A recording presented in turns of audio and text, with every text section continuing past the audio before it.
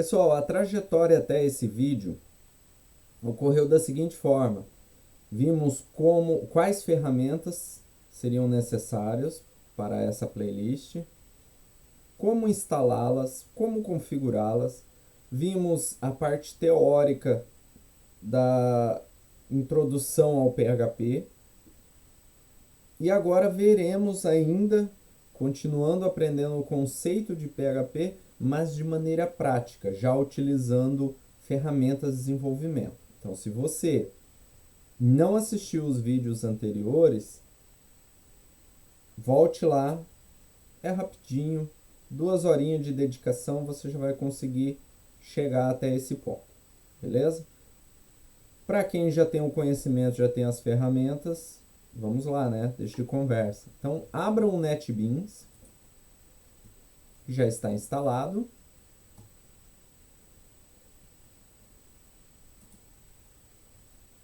Aqui no NetBeans nós temos 2 pastinhas, novo arquivo e novo projeto. Nós vamos clicar em novo projeto. Ao abrir essa tela, vocês escolham a opção de categoria PHP e de projetos aplicação PHP. Próximo. Aqui vocês darão o nome do projeto de aula 1, como é um projeto eu colocarei com a primeira caixa alta, né? A pasta de fonte desse projeto está em C arquivo, c:/champ/htdocs/aula1, que é o nome do projeto. Esse é o caminho adequado. O próprio NetBeans ele já busca esse caminho para a gente. Caso o seu não esteja fazendo essa busca, você terá que clicar aqui em procurar e fazer esse caminho manualmente, beleza? A versão pode ser a PHP 7, tá? De início, ainda não estudamos um pouquinho a diferença entre as versões. E também não sei se chegamos lá nessa playlist, mas por enquanto deixamos assim. Cliquei em próximo.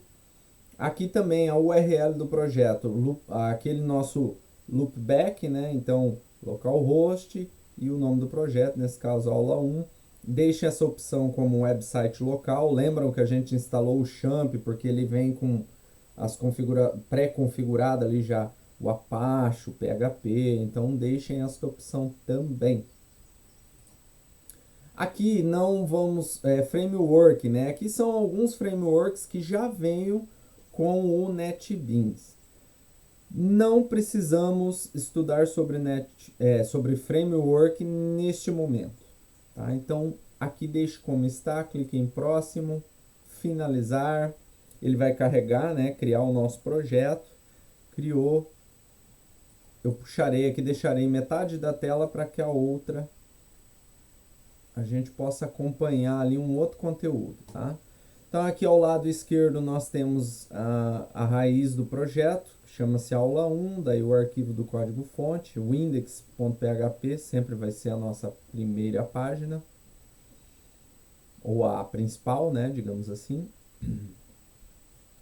E daí aqui ele já monta uma estrutura básica do HTML.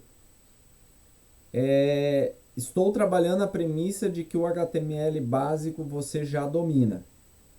O que é o HTML básico? É essa estrutura aí. Você tem as tags HTML, head, a meta, os títulos e o body, que é o corpo ali. Existem outras opçõezinhas que vamos trabalhando no decorrer, mas isso aí eu espero que você já saiba, né? Já domine, pelo menos. Aí aqui vocês percebam que nós temos as tags PHP, ó. Ou seja, se eu tivesse isso aqui, não seria o nosso PHP, aqui é apenas o HTML. Então, para trabalharmos com PHP, como já informado na aula anterior, o que nós precisamos? Precisamos da sintaxe dele, as tags de abertura e as tags de fechamento. Então, essa é a nossa estrutura do PHP. Se quiser utilizar, lembram das demais que tinham? Tinha assim, enfim, ó, mas assim já para o NetBeans já não ficou legal. Então, dependendo a IDE, não vai funcionar, tá certo? Por isso que eu falei que eu sempre uso essa estrutura que não tem erro. O PHP ele trabalha com alguns tipos de dados, né? Quais são aqueles primitivos, né? Quais são? São os tipos de dados inteiro. Farei aqui comentário. Lembram do comentário? Então nós temos o tipo inteiro, o tipo ponto flutuante,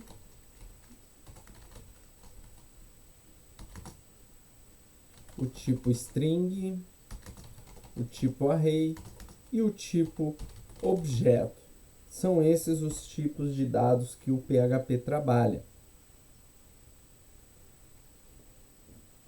Para quem ainda não está familiarizado com esses tipos, eu vou explicar rapidamente. Tipo inteiro são números 0, 1, 2, 3, 4, 5, 6, 7, 8, 9, assim sucessivamente, inteiros. Ponto flutuante são números 0, 0,1, 0,2, 0,3. Então são números que popularmente chamamos de quebrados, ou seja, são números reais. Tá? Então eu posso ter 2,83. Esse é um ponto flutuante. String. String seria o texto. Né? Então quando eu digito lá Kleber, é um texto. Então é uma string. Array. Array é uma lista, é uma coleção, são várias, como se fosse várias variáveis em uma só. Então ela carrega, imagine um trem, ele possui vários vagões. Cada vagão desse é um tipo de dado que ele está armazenando.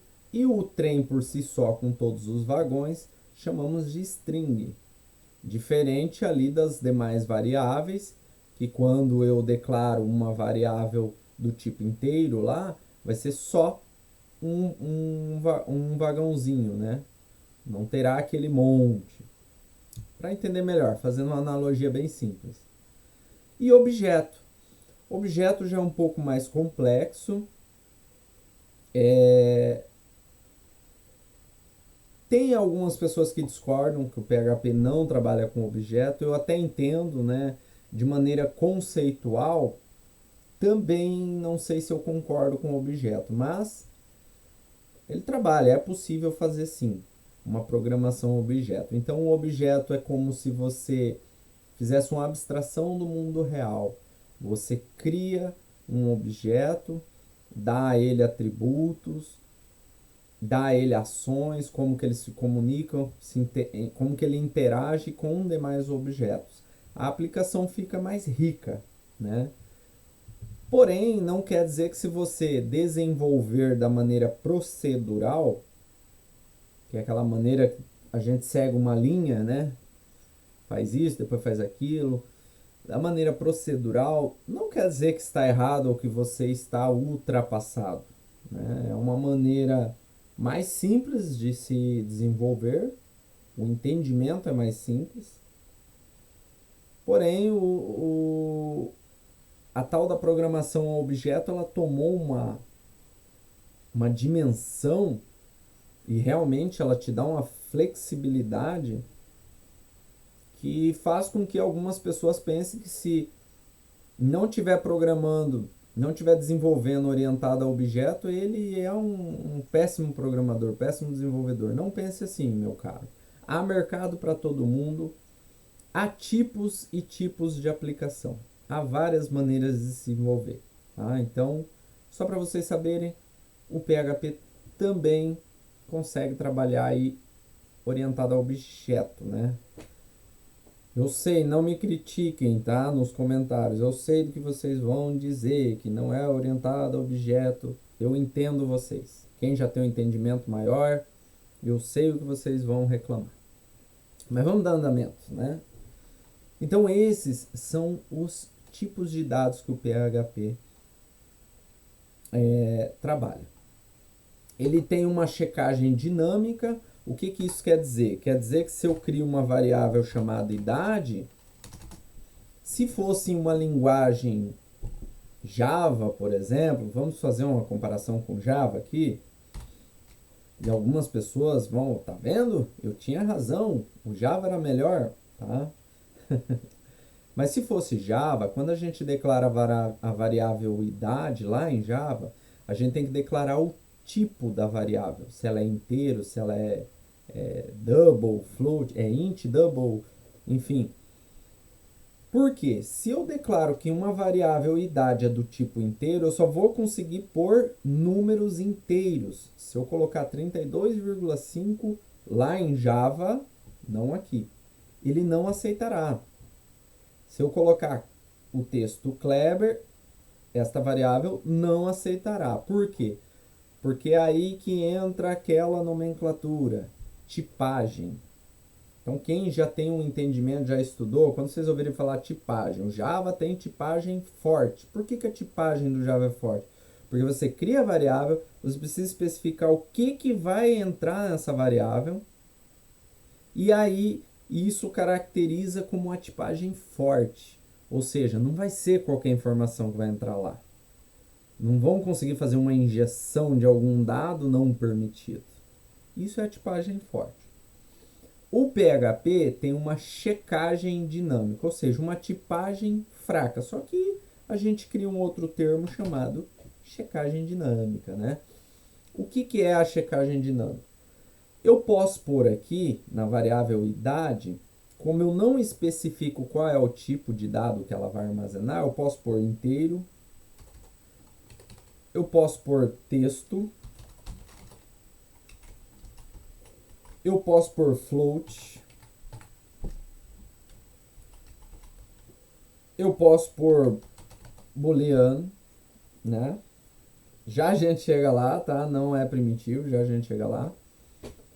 Enfim, vocês perceberam que essa variável, ela é dinâmica, eu não preciso especificar. E algumas pessoas que trabalham com outros métodos ou outras linguagens, né, de mercado, vão dizer o seguinte: eu não entendo então como é que ele vai trabalhar com esses dados, porque se eu não especifico o tipo, justamente o próprio interpretador do PHP é que vai determinar qual é o tipo desse dado. Então, se eu coloco aqui, ó, inteiro 32, eu posso fazer um cálculo com ele, mas se ao mesmo tempo, ao invés de 32, eu colocar um texto e eu tentar fazer um cálculo, ele não vai aceitar, porque ele já sabe que isso aqui é um texto e não um inteiro ou um flutuante, um ponto flutuante. Só para ficar um pouquinho claro aí, tá? Os professores de Java piram o cabeção, né? Essa é a parte fundamental aí para o Java, né?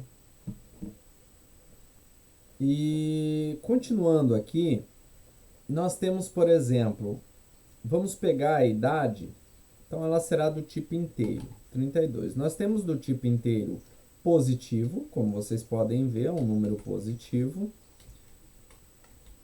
Fazer assim, ó, vou colocar o nome da variável, o conteúdo que eu estou trabalhando, né? Fica mais fácil.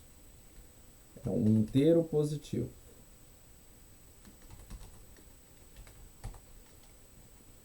Um inteiro positivo. Nós temos o tipo inteiro negativo.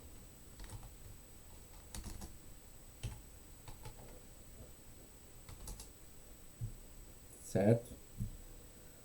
Do tipo inteiro, um dado do tipo inteiro, algumas pessoas vão dizer, tá, e qual a diferença entre o inteiro simples e o inteiro long? Simple, vou colocar em português, né? Um inteiro simples e um inteiro long.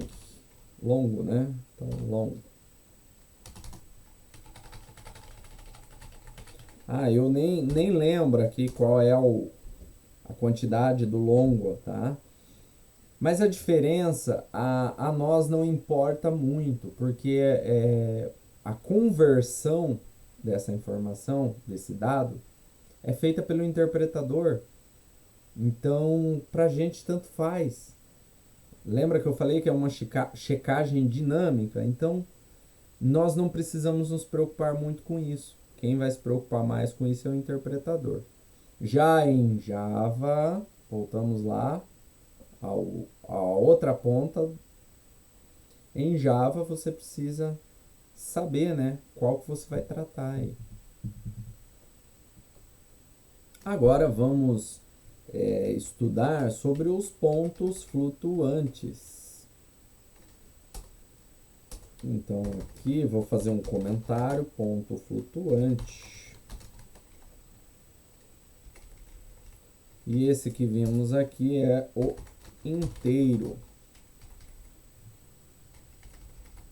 Ponto flutuante é o seguinte, são os números reais, né? Então vou criar uma variável chamada p flutuante,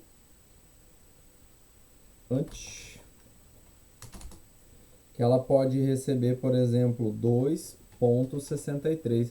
Anteriormente, se eu não me falha a memória, eu falei 2, pessoal, no desenvolvimento, onde você entendeu vírgula, por favor, é ponto, tá?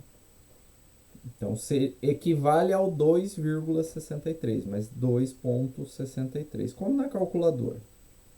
Então, esse é um ponto flutuante. Outra maneira de a gente especificar um ponto flutuante, esse é o ponto flutuante 2,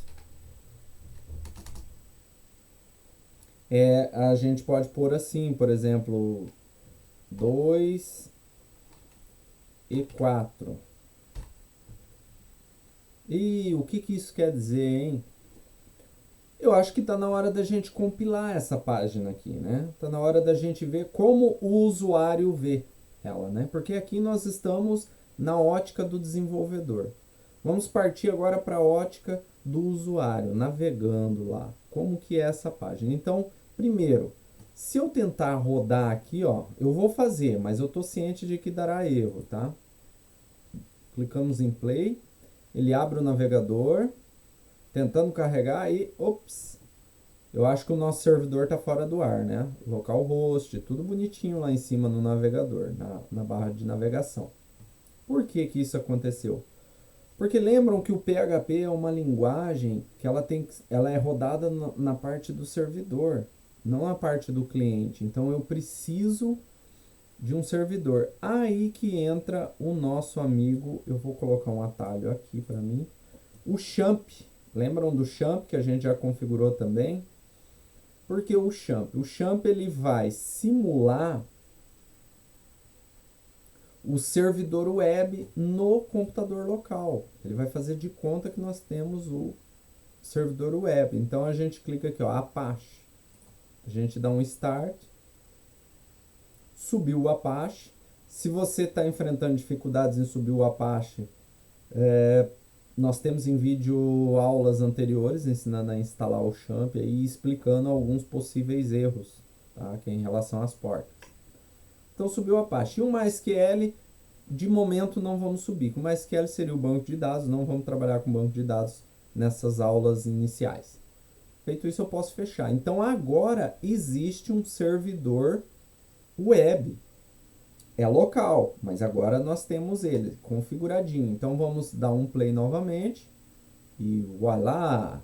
Está aí, a página vai ficar em branco mesmo. Por quê? Porque aqui nós não pedimos para mostrar nada para o cliente.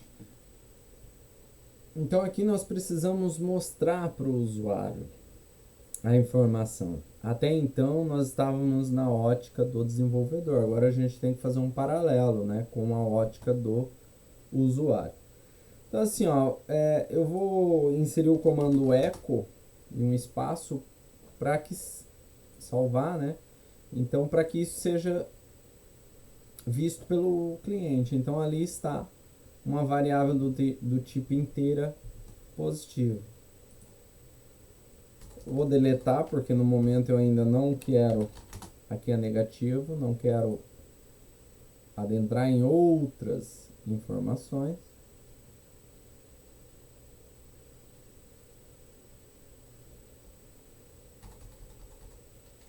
Aqui o nosso Aqui o negativo, eu não tinha atualizado o navegador, desculpem. Aqui o nosso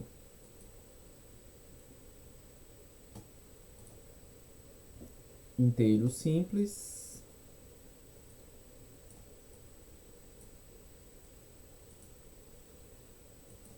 Aqui o longo. E agora vamos para o ponto flutuante da história. Então, ó, 2,63. E o que quer dizer esse 2e4? Quer dizer o seguinte, a quantidade de zero que vem após aquele número 2. Se eu colocar 2.650e4, 665e4. Então eu salvo e ficará assim. Então são 4 casas numéricas que ele preenche automaticamente com um zero. Então, ó, 1, 2, 3. Isso é após o ponto, tá, gente? Não antes do ponto. Ó, se eu colocar aqui 20, esse monte de número, está antes do ponto. Beleza? Então, pontos flutuantes, não tem muito o que falar e acho que não restam dúvidas. Pontos flutuantes nós temos dois hoje usados, que é o double e o float.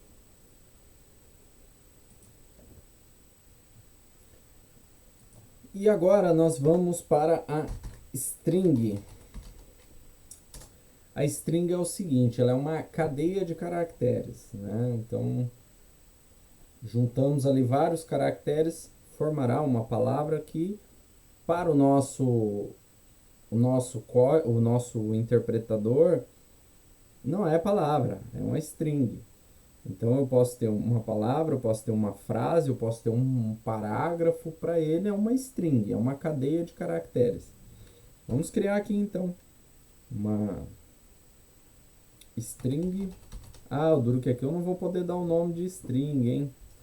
Vamos pôr em português aqui então, cadeia caractere. E daí eu tenho a string com aspas simples na linguagem aí de desenvolvedor, né? Aspas simples seria a apóstrofe da nossa língua em português. Então, se eu colocar /n é um comando de escape no PHP. O que é isso? Nada que interesse nesse momento. Nós veremos mais adiante. Então é o seguinte, coloquei em aspas simples e compilei. Tem que dar um eco aqui para ele mostrar, né? Então, como usuário, eu estou vendo /n. É um texto, /n. Agora, se eu fizer uma... Aqui eu coloquei cadeia de caractere, eu vou dar outro nome, então. Vamos pôr assim, ó. Texto sem escape. E aqui vai ser o texto com escape. Beleza? Eu uso aspas duplas. Ou aspas, né? Salvo e rodo. E o que aconteceu? Nós só estamos vendo... Posso até tirar esse eco aqui, ó. Pronto. Não está aparecendo. Por quê? Porque o /n, nós veremos adiante, ele serve no PHP para a gente saltar para a linha de baixo, pular uma linha. É como se fosse o /br no HTML. Então, quando a gente usa aspas simples, o PHP interpreta como um texto, uma cadeia de caractere, e vai exibir essa cadeia de caractere. Quando a gente usa com aspas dupla, ele entende que isso não é mais um texto. Você está querendo fazer um escape dentro desse conteúdo, né? dessa variável. Então, não só isso, né? Vamos supor, eu quero mesclar aqui o conteúdo com uma variável já existente. Então, usa-se, ou quero fazer um cálculo dentro, usa-se sempre aspas ou aspas duplas, como alguns dizem. Então, aspas simples quando for só texto. Usaremos pouco aspas simples. A maioria dos casos serão as duplas, sertanejas. Vamos deletar aqui para dar andamento. Então, string não tem muito o que falar. Agora nós veremos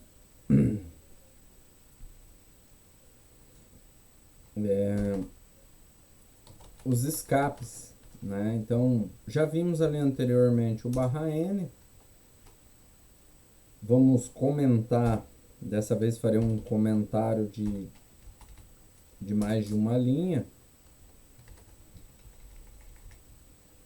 Então, opa.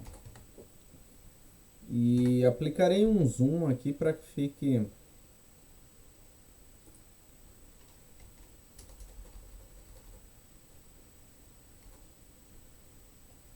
fique mais fácil a visualização, né? Então nós temos o --n já foi visto, que é a nova linha, o /r é o retorno do carro, é semelhante ao /n, /t tabulação horizontal, //, aliás, // não, contra barra, né, gente? Eu tô falando esse tempo todo /n, não, essa é a contra barra. A barra é aquela que é utilizada no comentário. A contra barra, ela é invertida. A parte superior dela é para a esquerda e a inferior para a direita. Então, perdoe-me, é contra barra N, contra barra R, contra barra T e contra barra. Às vezes a gente precisa utilizar a própria contrabarra num texto, por exemplo. Então, para isso, utiliza-se contrabarra. O cifrão também. Vocês perceberam que toda vez que eu fui declarar uma variável ali acima, eu utilizei um cifrão, porque em PHP é assim, toda variável ela tem que iniciar com um cifrão. É isso que vai determinar para o interpretador que ele está lidando com uma variável. Então, se você precisar do cifrão não para uma variável, mas como se fosse uma moeda, né? Então usa-se contra barra cifrão. Se você precisar da aspas simples sem que ela tenha o efeito de variável do tipo string, você quer mostrar realmente a aspas simples, ou seja, a apóstrofe para os usuários, então é contra barra aspas simples. E se você quiser fazer a mesma coisa com as aspas duplas, mesmo procedimento, né? Contra barra e as aspas duplas. Vamos dar andamento aqui. Agora nós veremos os arrays. Então, um array é o seguinte. Lembram lá da assimilação que eu fiz? A analogia, né? Desculpem, a analogia que eu fiz entre o vagão do trem, o trem. Então, é isso aí. Vamos criar esse array chamado cor. Só que eu quero armazenar mais que uma cor. Então, a cor na posição 0 é isso mesmo, porque todo array começa na posição 0. É a primeira posição. Será a cor, vamos pôr texto aqui, né? Ao invés de cor, vamos pôr número, então, uma array de idade, né? Então, idade, 32. Só que eu não quero criar uma outra variável para a idade. Eu quero que seja uma variável do tipo array, que carregue mais que uma idade, né? Eu tenho que armazenar a idade de 3 alunos. Então, eu tenho que ir especificando a posição de cada idade dentro desse array, né? Então, imagine, aqui eu tenho 3 idades. E quando eu peço para ele mostrar echo me mostre a idade do aluno número 2. O número 2, nessa posição por começar em 0, ele vai ser na posição 1 do array, né? Então, vamos salvar. E ele me mostra a idade do segundo aluno, ó, 15 anos. Mostra agora o que está no array na terceira posição, no array 2. Ó, é o aluno de idade 28. Acho que ficou fácil, né? Procurei não complicar.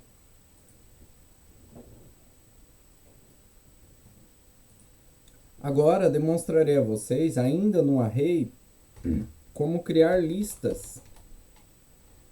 Né? Então isso aqui, às vezes não, facilita um monte. Então, por exemplo, eu quero criar uma lista, ou seja, o comando list, abro e fecho parênteses.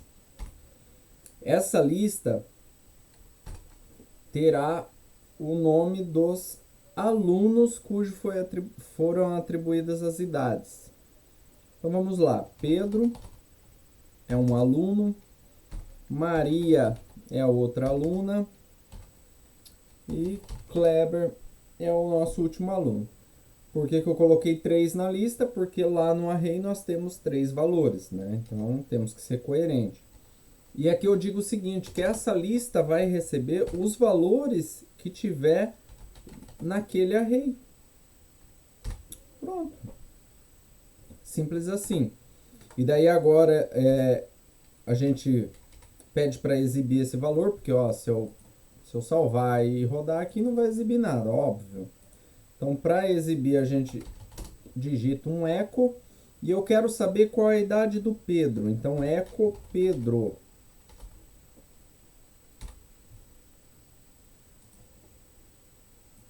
Está lá, 32. Foi a idade atribuída ao Pedro. Echo Kleber. E a idade atribuída ao Kleber. Nossa, tô bem jovem ali, hein? Simples trabalhar com um array e listas, né, gente? Tranquilo, espero que tenham entendido.